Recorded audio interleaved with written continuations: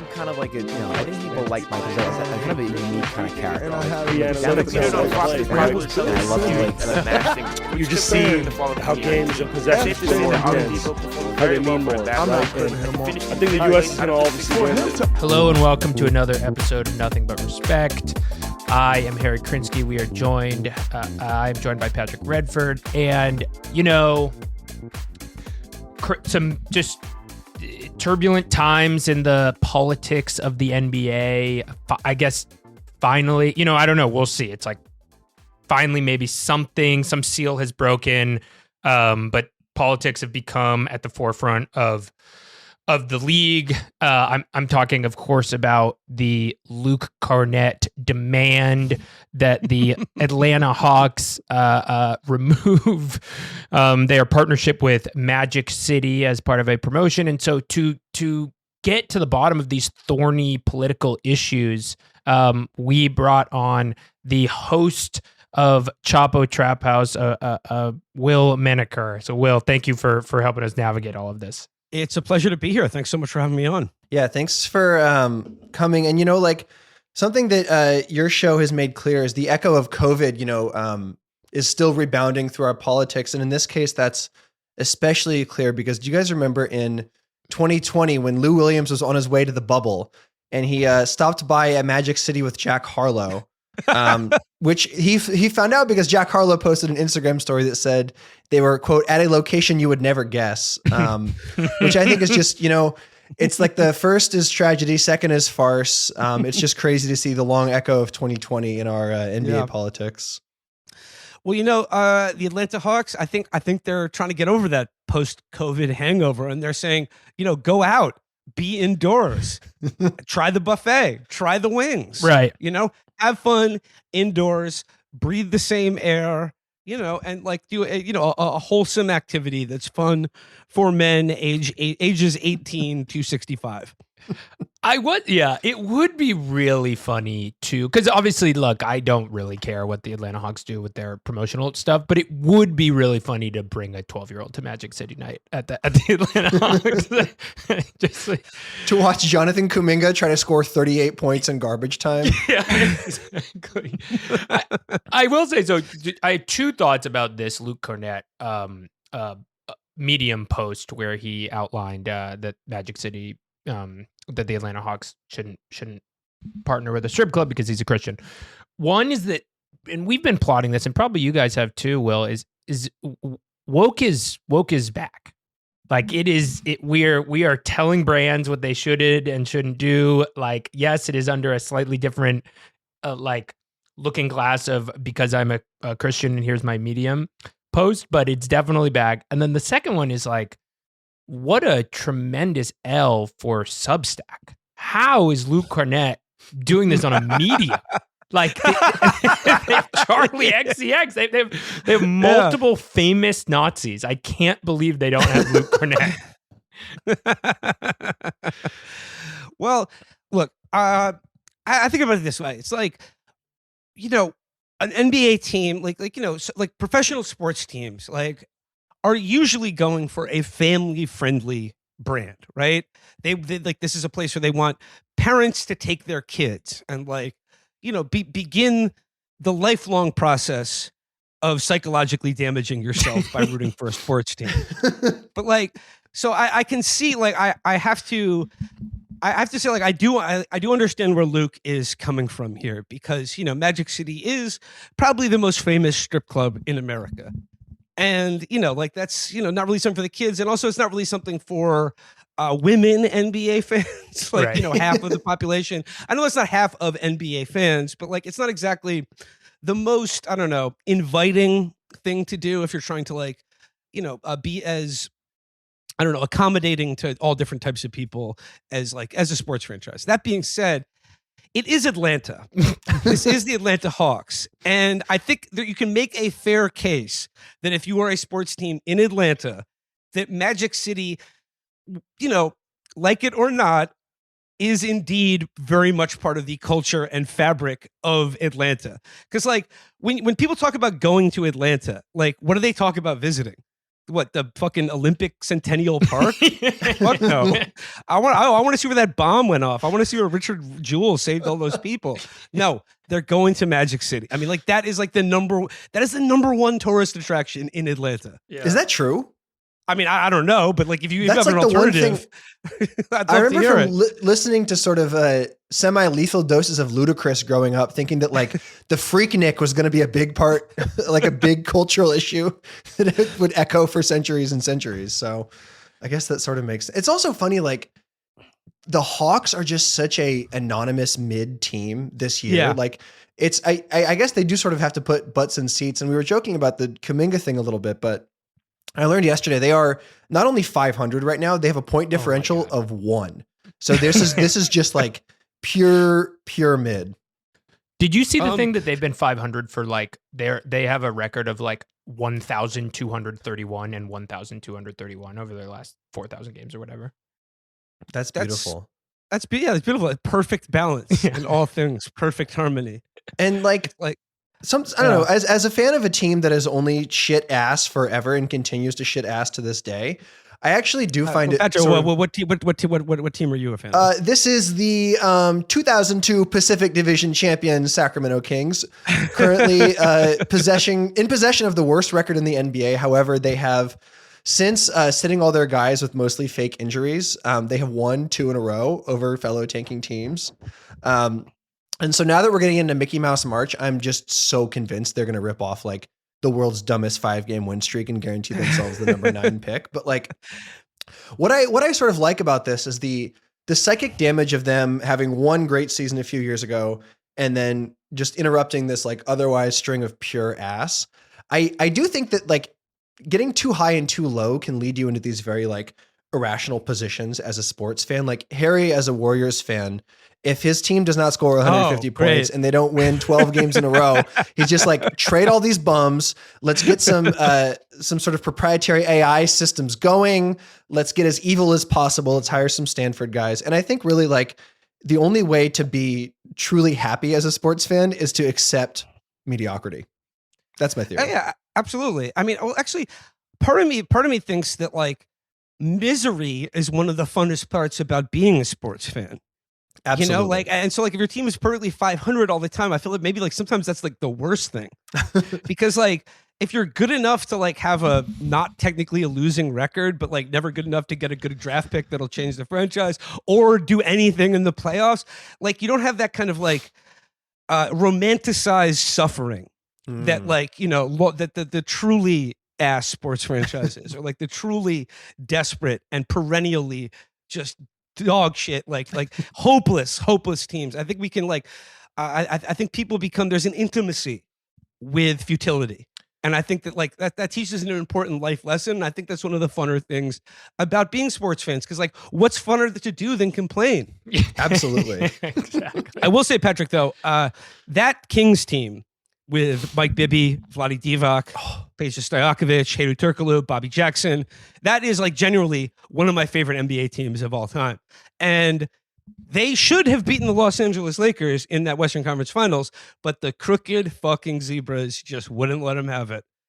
I think we all know. I think we all know by this point. We all, I mean, they hate to see the Valley Boys thriving. I mean, that was a valuable lesson. I mean, I was 10 years old growing up in Sacramento. Maybe I've told this story on this podcast, but my mom like moved heaven and earth to get us tickets to game 1 of that series. Wow. And it was like, unfortunately, neither your dad nor your brother are allowed to come because we can only afford 2. And then that morning I was playing baseball and I got nailed in the face by a pitch and like chipped a tooth in my lip. It was like, you know, I like could only breathe out of one nostril because it was so swollen. And she was like, unfortunately, we have to go to this game. And I thought you were going to say your mom was like, unfortunately, I can't take you to this game. If the camera catches me sitting next to this fucked up looking kid, it's going to be really embarrassing for me. God, if this had happened 20 years later, I would just, I can imagine myself being a meme of like, this is what all Sacramento fans look like. Just inbred little fucks who can't breathe out of their noses. All right. Well, speaking of the 2000s, let's talk Knicks because the when you were talking about it, you know, you breed the these losing teams breed this unique, crazy fandom. I completely agree. It's no accident that all like niche sports podcasting bloomed out of the insane streets of the Process in Philadelphia. Like that is a feature, not a bug. You know, absolutely. And same with New York. Like New York was bad for a lot of the New York Knicks were bad and had some of the best sports media of all time. With Francesca, Mike the Mad Dog, etc. So. I think a way we can go back and go forward is like, where does this current Knicks zenith fit into like the history of the 21st century Knicks for you? This is the 21st century Knicks. This is like this is the most exciting. This is the highest stakes that have existed for the Knicks. Like the most buy-in, like the realest it's been, the most exciting it's been since like the Jeff Van Gundy, Latrell Sprewell, Allen Houston, Marcus Camby years in like 1999 when they went to the finals against the Spurs in the lockout season.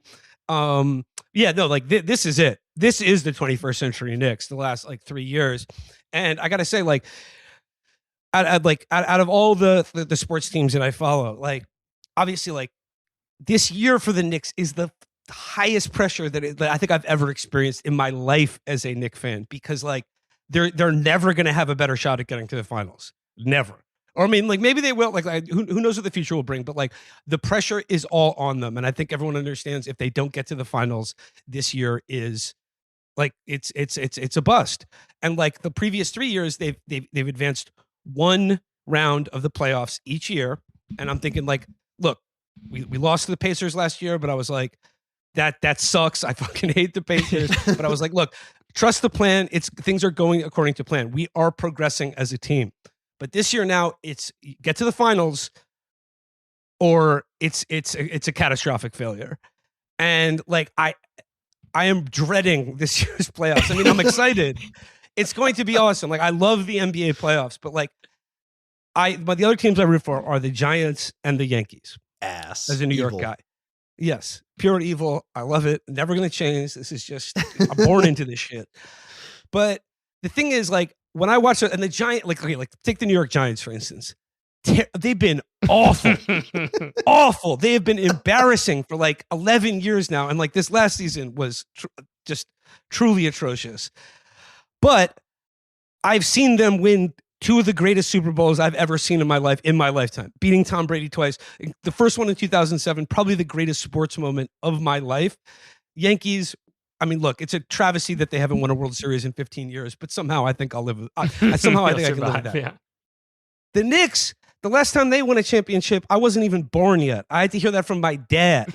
And like, so every time they're in the playoffs, I think like, am I going to fucking die before I see this team win a chip? So that's why like for me, watching the Knicks is the most like psychologically damaging. I'm the most invested in the Knicks out of any sports team I root for, because like they are the one that we are still waiting for. I'm still waiting for my whole life. And like, and if they do win a championship, like New York City will explode. Like this is something New York City has been waiting for since 1971, you know? And so I'm looking forward to it. I love the NBA playoffs, and I'm really, I'm not giving up the ghost on the Knicks. Like, they're right now they're kind of a hit or miss team. They can beat anyone. They can lose to anyone. It's going to be fun. It's going to be exciting, but I am kind of dreading it. Like I've been in New York during Knicks playoffs. The one where they lost to the Pacers, I remember I watched every game of that series and the one before, and it was just like the energy and the anxiety was just like incredible. Like, and I've never been to a game at the Garden, but like you could just tell that like the way that anxiety was being worked out on this like citywide scale was this like kind of amazing, beautiful thing. And like when White Dante hits like 9 threes and they win like an improbable game against the Pacers, despite being all fucked up, it's just like, you just really feel that like New York is the greatest city in the world energy in like this really fun way. And it's fantastic. it's going to be an amazing riot if they win. The energy for the Knicks in the playoffs, like you can feel that in the streets of the city, like, and in a way that I like that you really don't even when the Yankees were in the World Series like a couple years ago. Like obviously, like things are different when your team is in the playoffs, but because it's that deficit of winning that has led, and the fact that it is New York City, the number one city in the world, the greatest city in the world, has led to like, and I'll say this as a Knicks fan. Knicks fans are among the most insane and entitled fans in basketball, in sport, which is really saying something. As they should be, honestly, despite all the Yeah. L's. It's like, I've like I said, I've never been to the Garden, but like watching it on TV, it just, the audio visual experience of the Garden is unlike any other NBA arena.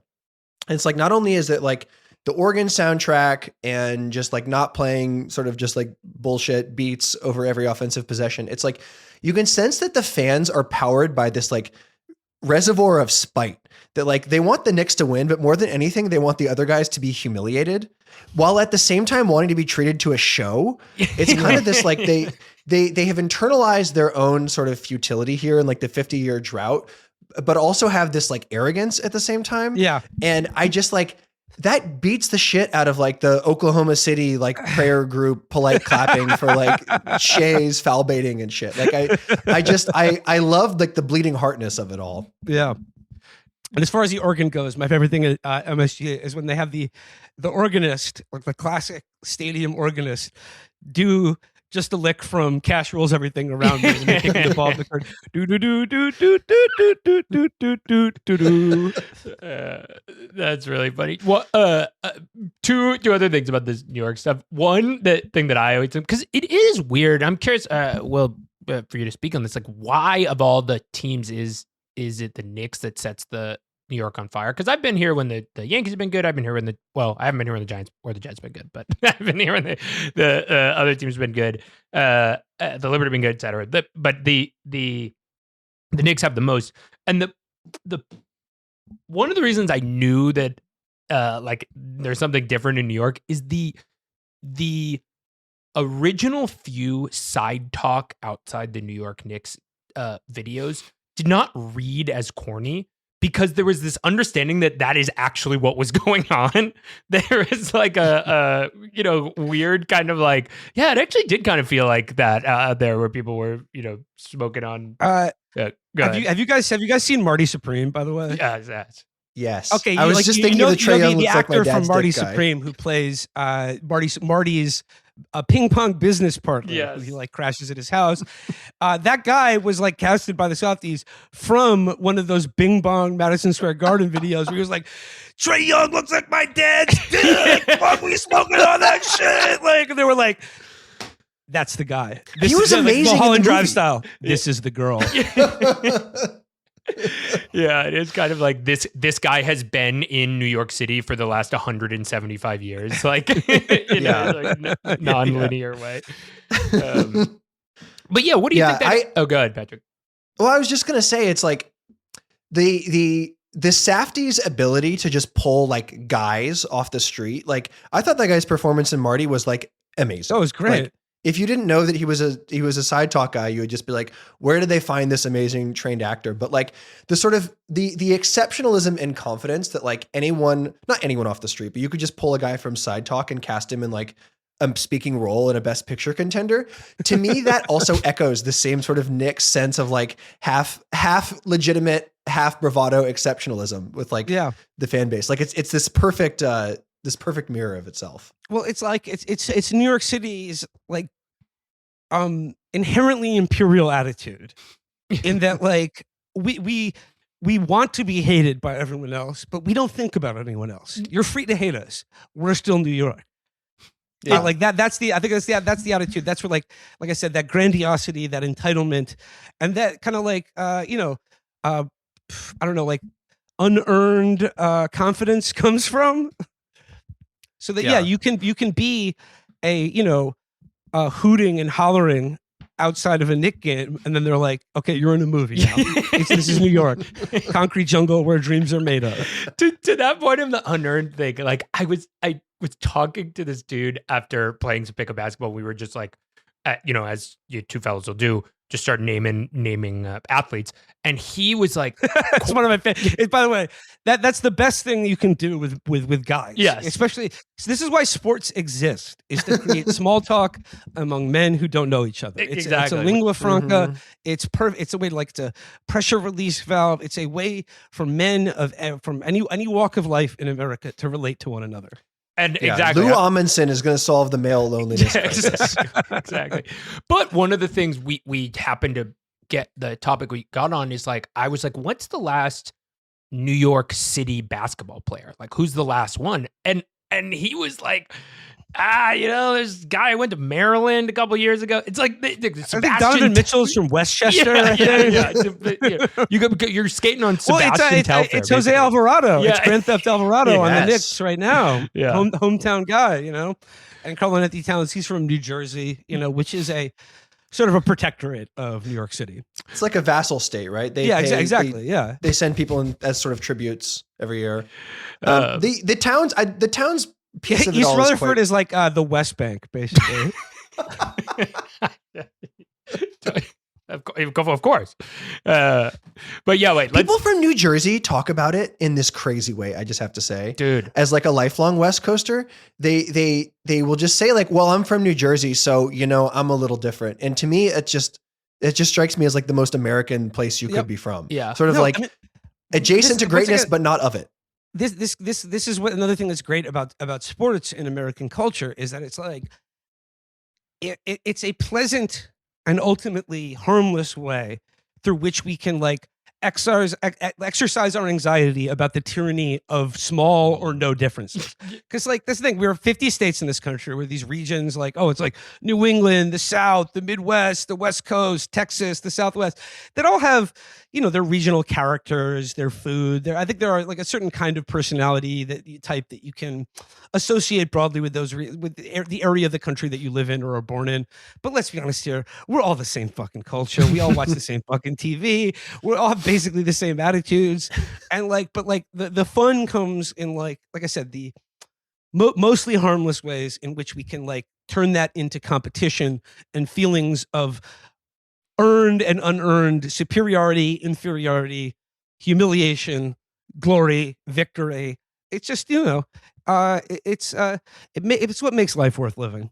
It is that's absolutely true, and sort of why I like the Knicks Pacers rivalry specifically so much. Yeah, because you have the metropole against the provinces, and they're designed to make each other insane in these this kind of amazing way. And Reggie Miller's role as he's on the national broadcast. He's traveling to every city, but it's still just that's anti-New York bias, by the way. Get him out of there. Get him out of the booth. I don't want to see him. I don't want to see him calling he's any sending nicknames. bad vibes. Yeah, he's doing anti-New York bias in the media is a huge and really underspoken about topic. Mm-hmm. Yeah, and I'm glad for you finally. I'm glad finally have the platform to bring some light to this important issue. Yeah. I'm just it just sucks. It's some new journalist just got hired by the New York Times. Great. They went to Oklahoma State, every other person, Exactly.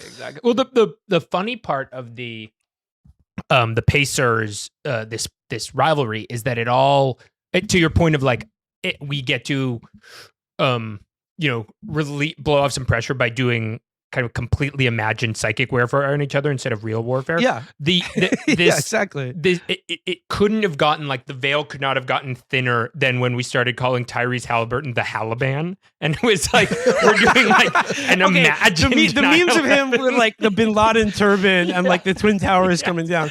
And I'll tell you, watching the Twin Towers fall on TV versus watching that fucking 3-point shot bounce in at the end of game 1 last year, I don't really know what felt worse for me or what was more devastating to me to see on television. No, that's how everybody feels. I mean, I said before that the Yankees losing four games in a row to the Red Sox on their way to a World Series was psychically worse for me than 9/11 happening.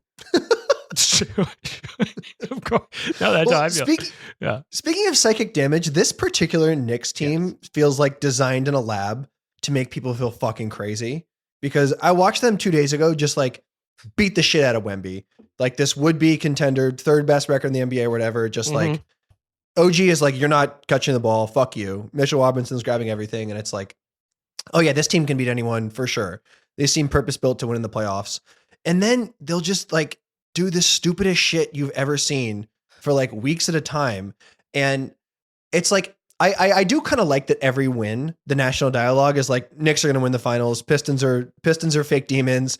And every loss, it's just like, we need to shoot Karl Anthony Towns in the head with a gun right now. And also, why does he use gay voice? It's like just such extreme swings. Yeah. Look, I mean, like, I think you hit the nail on the head here, because I think like if you're looking at this Knicks team, and I really like this Knicks team a lot. Like I like their depth. And I really like the players individually. Like it's a good mix, and I think they're exciting to watch. I really enjoy this Knicks team. But like the inconsistency, and if they're going to beat, let's say, Boston or Detroit, or in the playoffs this year, it's going to come down to, like it almost always does, how consistent their defense is. Can they stop in crunch time? And the thing is, with this Knicks team, Jalen Brunson and Karl Anthony Towns, when they're both on the floor together, are number 1 and 2 best players. It opens up kind of a big defensive liability for our team. And like whether it was Thibodeau or Mike Brown, who have they've taken different tacks to deal with what I think essentially the biggest like that's the biggest weakness of the Knicks, is like their greatest strength is also their greatest weakness when it comes to defense. And how do you get like 5 guys on the floor that can compensate for Cat and Jalen Brunson on defense, and when it really, really matters? Yeah, and like in this era of like well-roundedness and like 5 guys all interchangeably, like both switching on defense, but like sprinting around, running pick and rolls and handoffs on offense. Like the Knicks particularities, I would say, as a roster, like they have this tiny little rolling rock of a man who can't play defense, leading everything, and then they have like the foremost like offensive rebounding specialist, I guess, who's like totally essential to them. Mitchell Robinson, honestly, like he was the MVP of our team in the playoffs last year. Amazing guy. Yeah. I guess like I find myself attracted to their how deep their flaws are. Because like it's kind of, they have all these veterans. It's like it feels old school in that way. I guess old school as of like, it's like a 15-year-old team instead of like an actually like beat the shit out of you Rocks era NBA team, but like the Charles Oakley, Anthony Mason era Knicks. That was like the Knicks of my childhood team was like the Ewing, Starks, Oakley, Mason, and those teams literally, like the Pat Riley team, like they would just beat you up. Like that was how they won games. Like they would hold teams to under like 70 points a game. Incredible.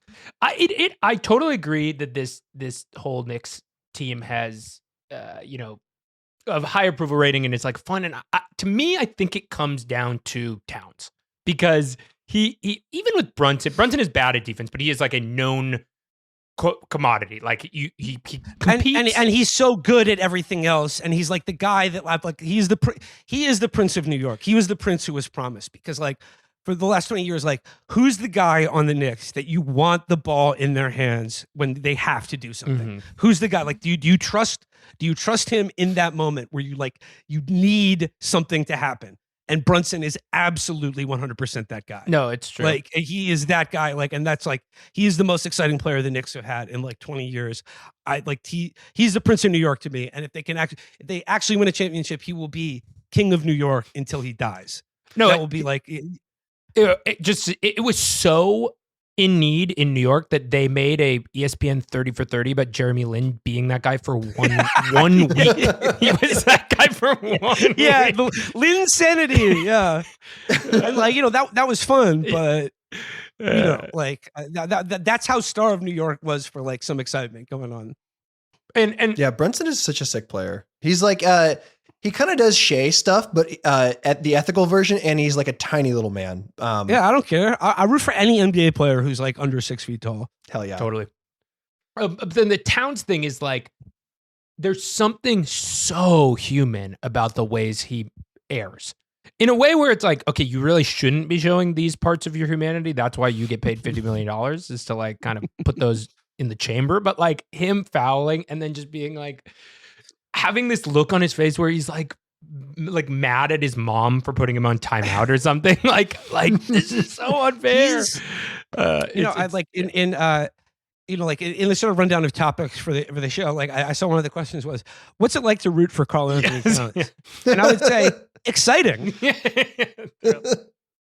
You know, I, he's a guy that like I said in the playoffs last year, he can get like 20 points in the fourth quarter, Right. take the fucking team on his back, win the game. He can do that, but then like he will do things that are very frustrating and perplexing, and like you just have to kind of like I think like like getting like several ridiculous fouls in like the first quarter of a game. It's just like, yeah, they'll do that. Yeah, he's gonna do that.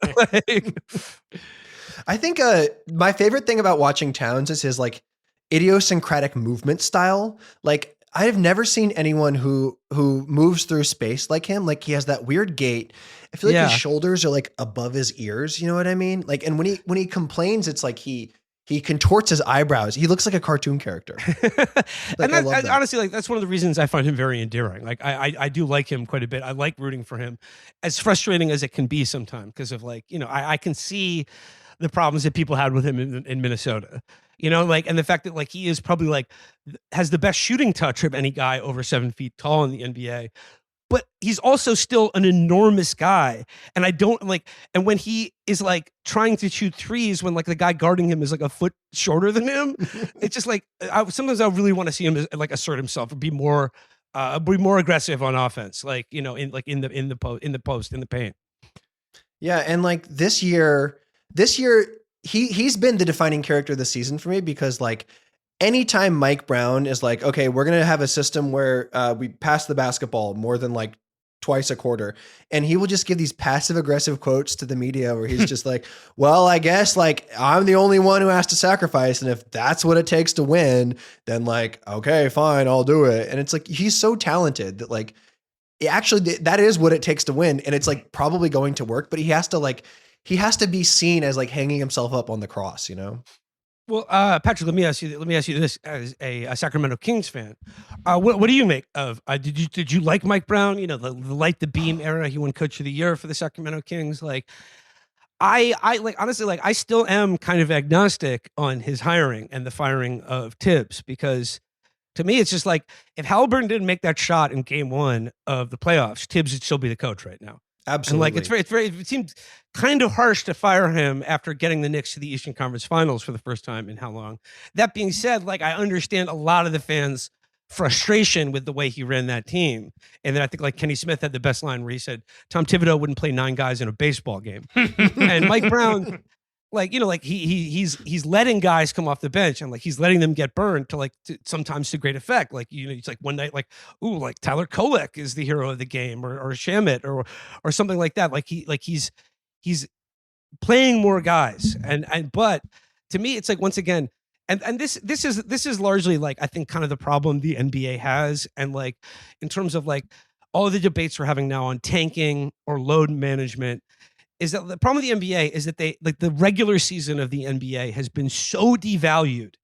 And like the NBA playoffs are like the best thing ever. I love the NBA playoffs. Incredible. But like they are the best, but like really nothing matters until the playoffs starts. So Yes. like I as far as Mike Brown goes and like how I feel about firing Thibs, it's like, let's just see what happens in the playoffs this year. Cause like they get to the finals vindicated. If they don't, that's what I mean. The stakes is very high. Like if he's out in the second round or like, if they get to the Eastern Conference Finals and lose again, that's like kind of a push. But like that, like he has to at least do that for this hiring to be successful, in my opinion. Yeah, absolutely. Like as a big Mike Brown fan, from his days as like a Warriors lead assistant to a Kings guy, like I do worry. I do think he's an incredible coach, and like a good personality. But I do think the stuff he's best at is like regular season stuff. It's like expanding the rotation and democratizing the offense. That is like a way to go from 50 wins to 55 wins if everything goes well. Cause like, it's great. You can have Mohamed Diawara soak up, 15 solid minutes a night. You can develop Shamit as like a legitimate, off the bench guy to help you win games. But like the stuff that helps you win in the playoffs is like Thibs kind of stuff. It's just like understanding exactly having that identity and having like the, and also like the gas to go, like to be in the fourth quarter playing like 48 minutes a night every night. Like, yeah, I do think Brown got totally out. The one playoff series I've seen him coach with the Kings, he was just like roundly outcoached by Steve Kerr because they built their offense around like the Domas Sabonis handoffs with like Harrison Barnes and Kevin Huerter. 3 guys who like all kind of suck. And Kerr basically realized that. And he was like, none of this is a problem. We'll just let them do that shit. And Brown just fell right into the trap. I do think obviously there's so much more talent on this team, and having like Brunson and Cat are like battle tested warriors. And like the thing that makes this Knicks roster so good, I think, is they are actually, as much as Brown is like a coach for the regular season, this is a roster for the playoffs. Like the reason why you trade so many picks for Bridges is like, if you just play him and OG together, like I mean, that compensates for Cat and Brunson's lack of defense, because both OG and Bridges are both fantastic two-way players. Mm-hmm. And as we saw, like in the series against the Boston last year, those two, like that steal that Bridges had at in like the final seconds of the game, I'm like, you know what? I know a lot of people are like, oh, we gave up so much for Bridges, oh, like whatever. But I'm like, he proved his worth to me in the play and against Boston last year. Like in 2 games, in like the last seconds of the game, amazing defensive plays that ended the fucking game and beat the Celtics. So Bridges, like I'm firmly in his camp, and OG too. Yeah, OG, like when he is on and engaged, is about as scary of a non-big man defender you can come across in the NBA. He's just like, he's one of those guys that's just like so massive. Like his frame is so insane Huge. that it's like, I just can't even imagine, trying to cut across his body. I also love OG because he is, in interviews and as a person, somewhat odd. he's kind of strange. I remember like hearing someone said, like when he was with the Raptors, he was known for going to the same Thai restaurant every day and ordering the same thing. Yes. Yeah. It was a Brooks Otterlake tweet. Yeah. Where after OG was traded, he revealed that he sat next to OG on a date in a Thai restaurant, and then their food arrived and OG was like, "What is that?" And she was like, "It's pad Thai, dog." Which is amazing. Damn, no, I like OG, and like the thing that about that is all like kind of cool and interesting is like this idea that mismatch hunting can actually be good for the defense that is being mismatch hunted, in the sense that like if you're playing the Cavs and it's like, okay, we're determined to pick on Jalen Brunson over and over again, and Donovan Mitchell spends like 15 seconds drawing up all these ball screens to like be able to dance with him, like that's actually not that good of offense. Like unless you're putting him in foul trouble, you're kind of just wasting a lot of time doing stuff, and you're sort of giving Bridges and OG these chances to like spring doubles and take the initiative. So, well, that being said, like the Knicks, like last year, the Knicks were at their weakest when it was like Brunson would take the ball up the court and like just dribble around until there was like 2 seconds left on the shot, on the shot clock, and then try to make something happen. Like that was really frustrating last year. And I think Brown is, like you said, like democratizing the offense in a way that I think helps with that aspect of the Knicks when their offense would get very stagnant at times last year. Yeah, and thinking forward to the playoffs, I think this is a particularly exciting one for the Knicks because of the aforementioned spite potential. Like in the Pistons, the Cavs, and the Celtics, you have three teams who are all like the ways they could collapse and lose could be amazing. Like the idea that you could be on the beneficiary end of a James Harden Game 7 should fill your heart with joy. I'm excited. I am excited. But like it's exciting because just the opposite is equally as true. That like with the expectations of the Knicks this year, the potential for our humiliation at the hands of the Cavs, the Pistons, Middle America, the Celtics. Yeah, exactly. The narrative. Boston, yeah. And no, I was gonna say like in terms of just like the psychosis of being a sports fan, and particularly an NBA fan, and why. Because like there's something about the NBA that's so it's why NBA Twitter, NBA social media is better than any other professional. Like even though the NFL is like the most like no one's going to come close to the NFL in terms of its like dominance over American attention and money and all that shit. As far as NBA Twitter is the funniest and most exciting like social media aspect of sports, because there's something about basketball that's like so personal. When you watch it on TV, you feel like you're on the court with these guys. Their personality comes out so much more. And like, I think that lends itself to like a kind of really funny and sometimes unstable social media. Like, the memes in NBA Twitter are better than any other sport. Oh. But I was just going to say, in terms of like the psychosis of being an NBA fan in particular, leaving aside the Celtics, right? Leaving aside the Celtics, every year when the Knicks go into like round one of the playoffs over the last couple of years, no matter who they're playing, I always start out with this like free and easy, kind of like magnanimous, gracious in victory, humble, but humble but respectful in defeat. Where I just go, like the 76ers team, they're really not so bad. There's no need to be burning Joel Embiid's jersey in front of Madison Square Garden. Like, I respect these guys, but then like by game 2 of the series, I hate every player on their roster like intensely. I'm just like, oh my God, that motherfucker. If I have to see him again, if I have to see him do anything again, I'm going to fucking lose it. And like, obviously the Pacers, that's like a more established rivalry with the Knicks, but I'm like, this Pacers team, I respect them. And then I'm like, TJ McConnell, the Pacer pest. Oh. But you know what? Like, that's the fun thing. Like, hating a player on another team is the ultimate sign of respect. Yes. Right? Like, I hated TJ McConnell and Tyrese Halliburton because they're Nick killers. They're killers. Yes. And that is like the ultimate sign of respect. And like, I don't hate them personally. Like, but like, I kind of like Halliburton, but like, I despise him when we're playing against him because he is an assassin. Like, he is, like I said, he's the Halliban. He's the worst thing that happened in New York since 9/11.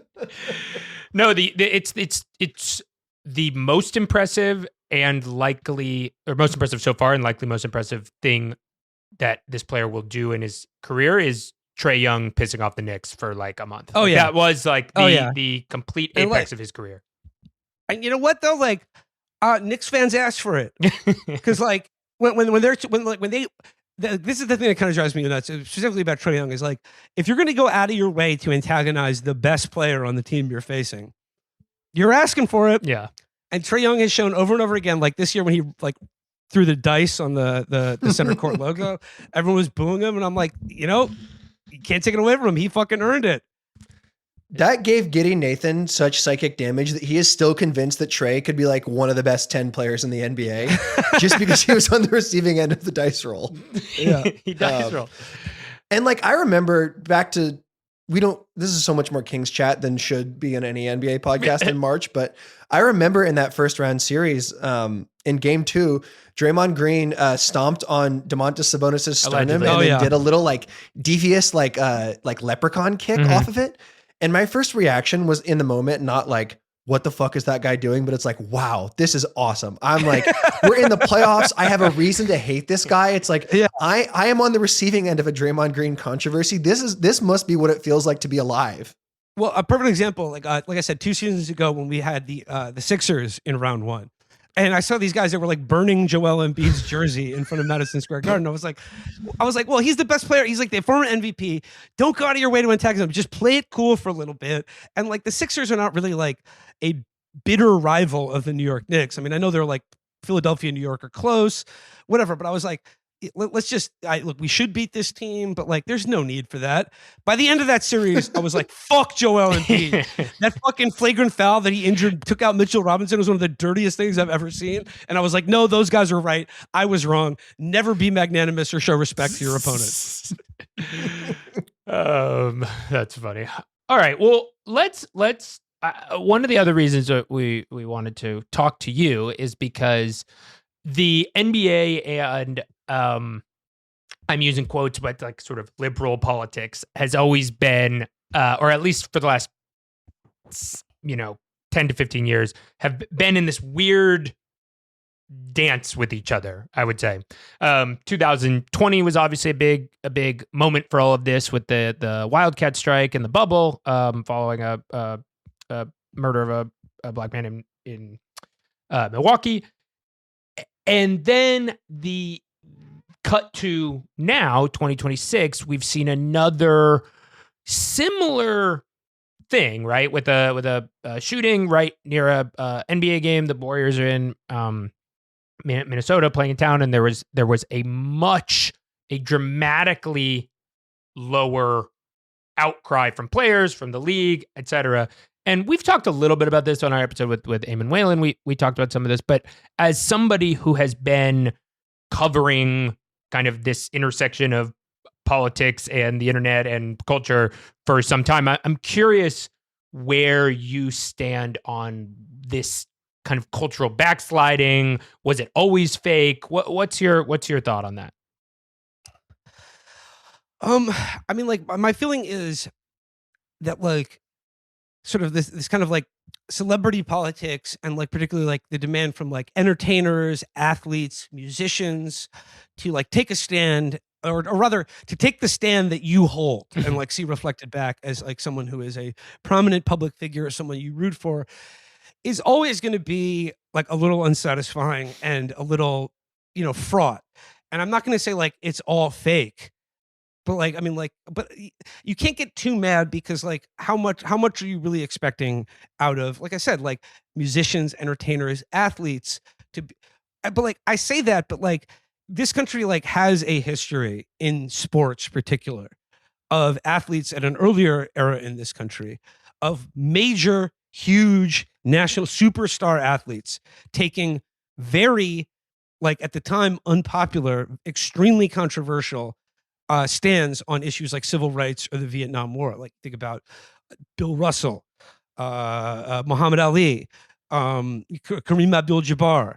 Like these are people who like experience like, it was greatly to the detriment of their career, but like they showed that like it doesn't matter. I'm just going to keep winning, and you're going to have to root for me. And if you want to root for me and extol my virtues of like what I can achieve for you, winning games and making you feel good, that you're going to have to take everything about me as a human being, which is like, if you're going to give me this platform, then I'm going to use it to speak about something. If you're going to give this to me, I'm going to use it in a way that I want. And if you want to root for me and want to like the good that comes with that, I'm going to make you. And if that makes you uncomfortable, then fuck it, don't root for me. But I'm going to keep winning. And I've always like was raised to like very much admire that as like being like, I think like an example of like, I don't know, like what of, like the most honorable and admirable thing you can do is someone with like who's given a huge platform, and like, someone who's praised and like hailed as a hero for like, for the skill that you have that people love. So like in a certain sense, like I think it's a little crazy to like demand from athletes that they perfectly echo your own political sentiments, or that they take stands on very controversial public issues. But like as a human being, like I don't know, like sometimes you really wonder, like do they have thoughts about this at all? Or would they rather just it not be an issue? And it's tough, because when people like I said, movies, music, sports, whenever people say like, oh, I want them to keep politics out of that, what they mean is they want to keep politics that they disagree with out of it. Because if they took a stand that you agreed with, you'd be praising them. But when they say something that you don't like, then you condemn them for politicizing the sport. So like it's always going to be a double-edged sword there. But like I guess like this is a long way of saying I am both like disappointed at what I regard as kind of like the lack of any kind of political or social conscience among so many people in this country, particularly people who, have positions of like very high prominence, and people who are hailed and praised and respected for a skill that they have that people love, and it means something to them. And sometimes, it disappoints me sometimes when like I see like a lack of care or concern, or kind of like, or only the most, I don't know, like perfunctory kind of like checking the boxes, like will people get mad at me if I say this, or will they not? Like good person. And but so like I guess it's like an unsatisfactory answer, because like I just think like, particularly like I did see NBA players like, who had that game in Minnesota, the Timberwolves, like right after Alex Preddy or Renee Good got murdered. Like they were saying that, they spoke out about it, but like not in a very forceful way. I think it was very clearly speaking out in a way that will like acknowledge in a way what people want from you, but like not, like not do anything to piss anyone off. Because like I think like they're very cognizant of, like their position as public figures, and are always looking for a way to, like, not rock the boat, like, not like how many people, if I say something like that I believe in, like how many people will this piss off, Right. or will this lose me like sponsorships, or will this just create for me and my team a lot of fucking shit that we don't want to deal with, or I'd rather not deal with. So Yeah, I think that's a great answer, and I feel a lot of that too. And I think like this is sort of why sports can be good in so many ways, because it basically forces you to like hold these contradictions of American life in your head, where you're like, I love Steph Curry, like the way he plays basketball, the way he makes me feel like a part of my community, the joy and like togetherness that he can bring. And you have to hold that in your head alongside like his investments in Israeli companies and sort of associations with that. And like the fact that like those two things sort of have to exist next to each other. Like, I guess you can not watch sports. You can sort of opt out of that and take like the moral stance there. But I actually think that like having to work through those moral and ethical contradictions with your own life vis-a-vis the like area of sports where there are lower stakes. Like this isn't like, this isn't like sports is not politics. Like whatever there are political elements to it, like the stakes are winning and losing a game. And it's like the characters in that have like their own lives apart from that. I think having to work those contradictions out in the area of sports can actually be beneficial to like allowing yourself to think more laterally and like, think about like the harsh contradictions that you have to accept and like the rest of your life. And like, what are the things that actually matter? Like, where are those lines? And also like, if you love something or you admire an individual for like their greatness in a particular area that touches you, that means something like emotionally to you or moves you in some way. And that could be like great athletic performance. That could be, like I said, music, art of any kind. I think it also like it's productive because you can kind of acknowledge and embrace a certain level of like functional hypocrisy that like we all have to live with. And like this is an attitude that I'm more used to, like dealing with like filmmakers whose work I really love, who may either be genuinely evil people or have repellent politics to me. I think like my attitude has always been whatever. Yeah. If I like what you do, like if what you produce is sufficient, like crosses a certain threshold of how good I think it is, then I will freely admit to the hypocrisy of like looking the other way or acknowledging that there's really nothing you could do in your personal life or your professed beliefs or public statements that will knock me off of enjoying your art or your performance, right? However, if you're on that kind of teetering on the fence to begin with, saying your politics can absolutely knock you over into the total. If you've passed fraud watch, you've already been on fraud watch. Now you're a fraud. So, for instance, Steph Curry, despite being like by all accounts what seems to be some sort of weird Christian Zionist who is heavily invested in Israeli surveillance and military technology, and this goes true for Kevin Durant as well.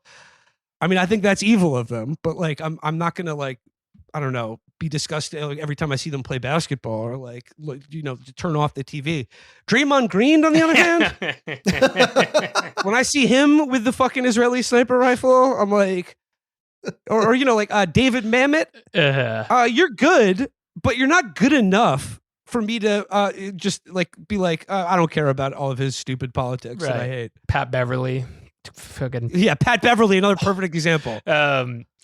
Yeah, it's fun. I keep going back to the kind of, I want to say deal with the devil, but I guess I'll just use that the NBA made with their competition with the NFL for the hearts and minds of America. And they were like, we're going to be the social media league. We're going to allow the broadcasting of our stuff. You can tweet our stuff. We're going to cater to that group of people as a like long-term media and financial strategy for our league.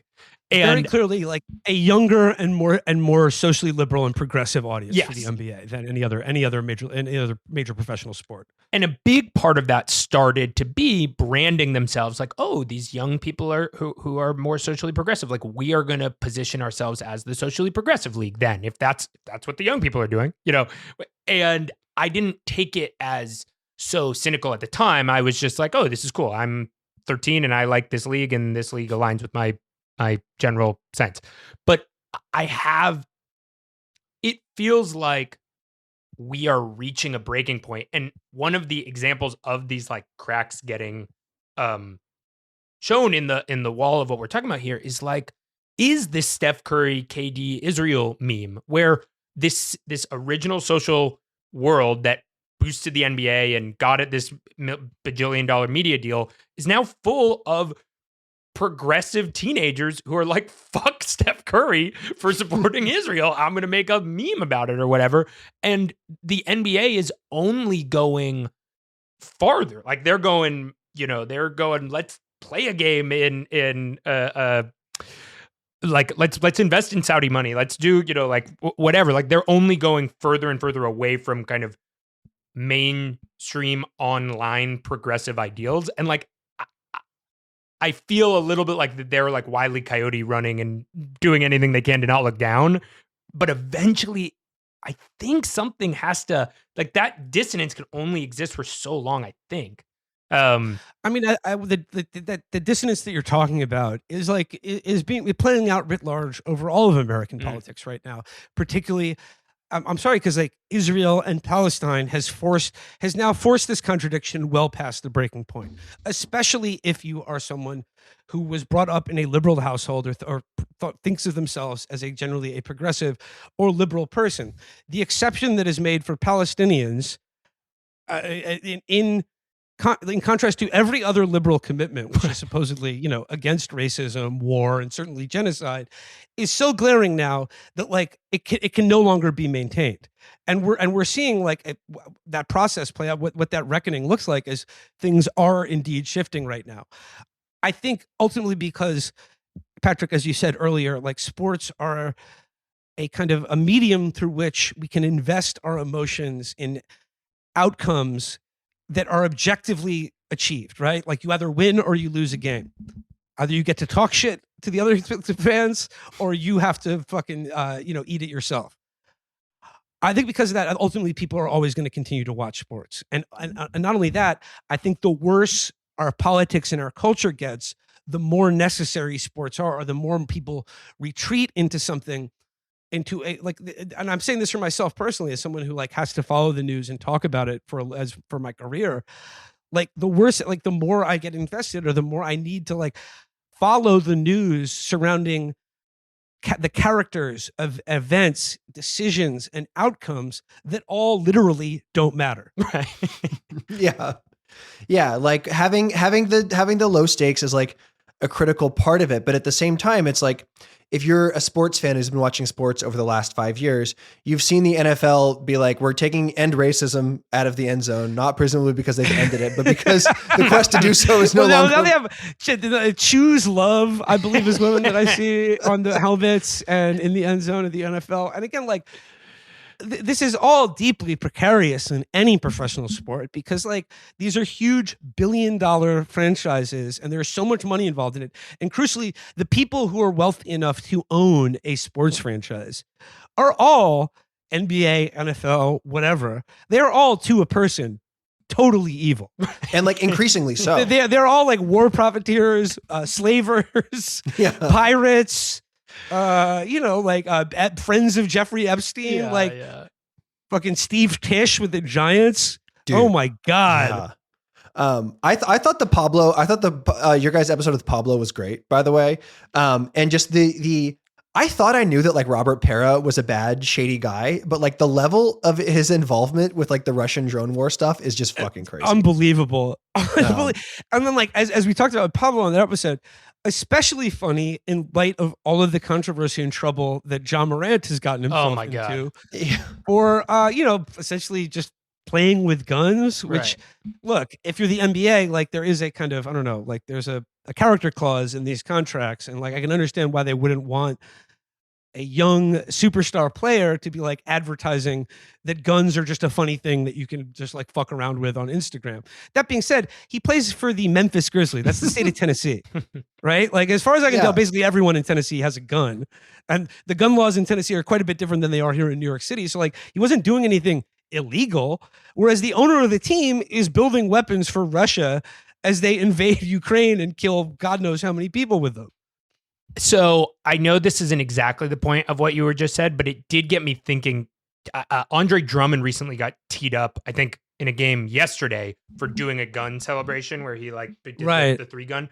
It would be interesting if that was only a technical in states with like really tight gun laws. So like if you hit you can just hit the 3 celly in Tennessee. You're in Oklahoma, you're San Antonio, you know. But you come to New York or LA, you can't do the finger guns. You gotta pull out the bow and arrow. I think that's kind of bullshit. And like, I think let the kids play, let them have fun, and like, I think we'd all be remiss here if like we didn't notice like the obvious racial element to this, where I think it's like definitely a way in which like the kind of Adam Silver and the like kind of white owners and advertisers and fans of professional sports, the way in which they the kind of the tax that they extract on the players for having to root for and take part in something where like in the NBA, what is it like, or NFL, you're talking like 70 or 80% of the players are black men. And, you know, like, and the fan base, like that dissonance is always going to cause, like, you know, in addition to like many other things, sports are primarily a way in which America plays out a lot of its like racial anxieties, and the way we channel and deal with it in ways that I think are both positive and negative. Right. And like, I don't know, like, I think like this level of scolding, like about doing finger guns, it's like, I don't think that's like an incitement to violence. I just think it's like it's just talking shit. It's just talking trash, like any other sports shit.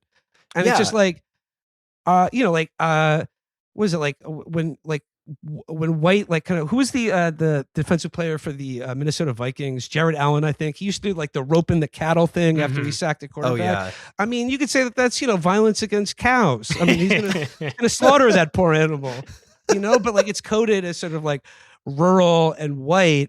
And that doesn't offend people, but like, you know, the guns thing, people think it's like part of, I don't know, like they associate it with violence and gang culture and like, you know, scary young black men who are going to fucking, you know, kill you if you come into any major city in America.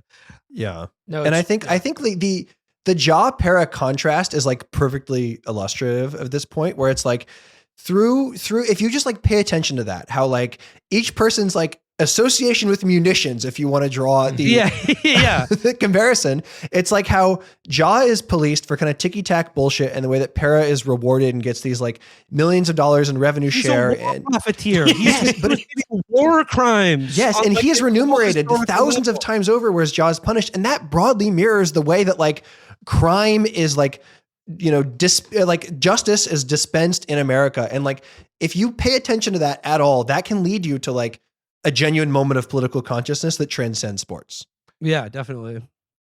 I wanted to, before we get you out of here, Will, I wanted to ask go a little meta. All right. Because you are a titan of that. It's well documented that Chapo Trap House invented podcasting in 2016. Correct. That's so we have everything to thank you for all of that. But no, I am joking. But I will say, like a real, you know, of course, Chapo was a huge part of the kind of 1.25 wave of podcasting. And one of the things that I like, a real moment for me, I think I was in college when this happened, was you guys had Barstool's own PFT commenter on. Right. And I remember this being kind of this moment, because I was like, wait, like, but Barstool is a conservative, and they're having this guy, but I kind of like PFT commenter, and so like that's interesting that they're having this person on. And my only point was, it's now clear that what happened was Chapo and others like it in this new media world were kind of like rewriting the connections, and it wasn't so top down. It was more like these personally aligned with these people, and Chapo was able to like create this network of thinkers, I think, that other podcasts have then gone and done. And I think my question is, like, in the moment, were you thinking about it like that, or were you just like, I'm doing a podcast and having smart people, I think, on? Yeah, I think it's more the latter, because like I've always liked PFT. Yeah, I just like it's seriously, like at the end, I never, when we had him on, the couple times that we've had him on, we wanted to talk about sports, and like he was just someone I knew.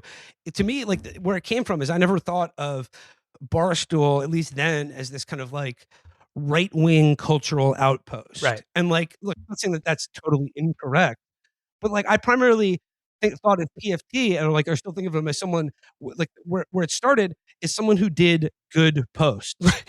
I liked their posts; they were funny, and like they were someone I wanted to follow and whose stuff I really like enjoyed seeing. Like as a fan of sports, he was doing for like sports commentary, sort of like what I thought we were doing for political commentary. Like he was very funny, irreverent, and also very like knowledgeable. So for me, I never thought of it as like crossing some sort of political or cultural boundary. I always just thought his posts were great, and he was that kind of person that would fit our show to talk about sports, which is something that we don't normally do on the show.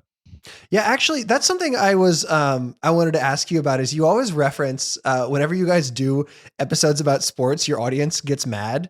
Yeah, but like I would have thought that I thought the Pablo episode was great. Like the stuff he's doing, his investigations are all amazing. Were they pissed at that one too, or were they finally forced to acknowledge that this was good? No, like I credit to Pablo, but like yes, he has brought the hogs to heel, and that they simply must bow down now and acknowledge that ball is life. Mm-hmm. Ball is life. Is to live. But I'm excited for them to listen to this and wait till they get to the insightful political and social commentary and have to hear 45 minutes about how OG is a handsome, cool guy. That's what they should do. Yeah, absolutely. But it's just like the difference between sports and politics is as fandoms is really like razor thin, because like look, our fans traditionally don't like hearing about sports or like things out.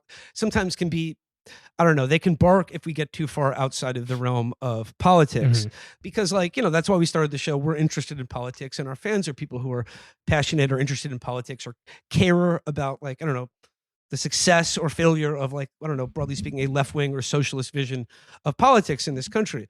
That being said, no matter what team you root for politically, no matter how you describe yourself, if you are really interested in politics, you are a sicko. You are a nerd. Like that's just a fact. Right. And traditionally the enemy of nerds in this, in our culture, unfortunately, has been the jock. But I think now sports fans can acknowledge as well that most sports fans are also nerds. Yes. Yeah. And that's okay. This is how we build and grow together. And it's like the defining sort of struggle in sports meta fandom over the past 15 years has been the rise of the calculator casual. The person who watches a game through a spreadsheet rather than determining whether or not that guy's got that dog in him. I hate that. I am a watcher of the games. Yeah, that's You're like an that's guy. all I know. I watch the game. That's what I base my opinion on. That's all I'm interested in. No, see, that's how I am about politics. I'm like, I'm not looking at polls. I'm like, Zoran's got that shit on, man. Exactly. I feel the exact same way about politics. Like, I don't want to hear the fucking analytics on something. Like, I know what I like. And like, I calls it like I sees it because I watch the games. I don't look at the analytics. I don't want to hear about data. I don't want to look at polls. Don't show me. It's like whenever anyone posts anything with a graph as like on social media, my brain turns off immediately. Yeah. Don't care. Don't care. Use your words to convince me. Use your words and actions. I don't want to see numbers or charts. How we got here was we saw Chapo Trap House have PFT commenter on, and I was like, oh my God, I didn't know a cultural crossover like this could happen. There's another group of people who saw like Nate Silver rating the best burritos in America on a scale and was like, oh my God, I didn't know that you could use math in such profound ways to give La Taqueria the fucking number one because there's no beans in it or whatever. And what I mean is like similar to sports, like at the end of the day, politics is not really cannot be analyzed in terms of rationality. Or like a political or data. You can't just like see the data and chart what is the correct course, or determine your opinions or preferred outcomes by looking at data like it's an objective measure. Politics, like sports, is the realm of the irrational. It's the realm of victory or humiliation. pain or triumph.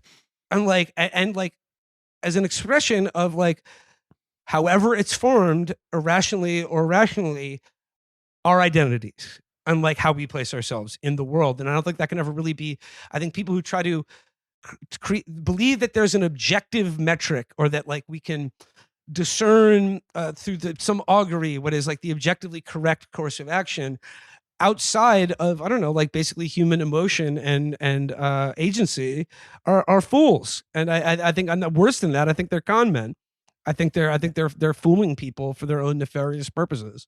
Yes, and like this that's all so true. And I think this marriage to a sense of certainty, to this idea that you know what will happen, is like not only always wrong, but like such a dull way to live. Like the point of life is, I think, to be surprised, to have novel experiences, to, you know, be like bowled over by like emotions and thoughts and feelings. And I love that answer. I think that's so true. Yeah, it's like, you know, like if Vegas, now everything is gambling, of course, which I think is also yeah. very disturbing. And I think like we talked a little bit about this with Pablo, the idea that like sports used to be a collective thing, like listening to the radio, where it's like wasn't just you hearing something happen or watching something happen. You felt a connection to the thousands or millions of other people who were also watching the exact same thing happen at the exact same time.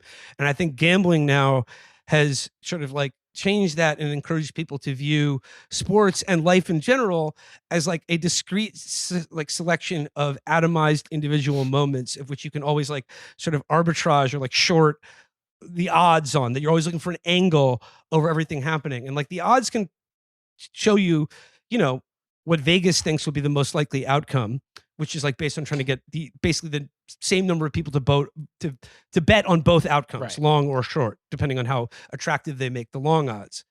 But the thing is, like, on any given Sunday, you know, and upsets can happen. And like going into any game, here are the odds on what's likely to occur.